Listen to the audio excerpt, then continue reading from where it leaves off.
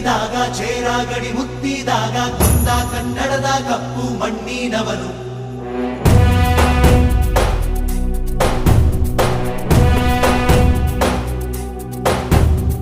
ವಜ್ರ ಬಲ್ಲಾಳರಾಯ ಸೋಗೆ ಬಲ್ಲಾಳರಾಯ ಕತ್ತಿಗಲೆ ಬಿತ್ತಿ ಹೋದ ವಂಶಾದವನು.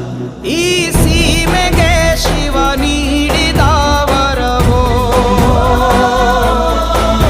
ಈ ಊರಿಗೆ ಇವಾಲದ ಮರವೋ, ಮೂರು ಸುತ್ತಿನ ಕ್ವಾಟೆ ಗಸ್ತಿಗೆ ನಿಂತ ಗರಡಿ ಮನೆ ನಾಯಕ. 6,000 ದಂಡು ಬಂದರು ಬಿಡನು ಕಾವಲಿನ ಕಾಯಕ.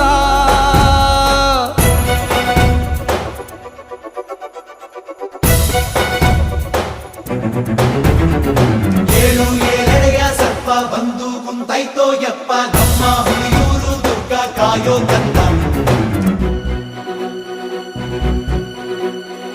ತಾನಿ ರಾನಿ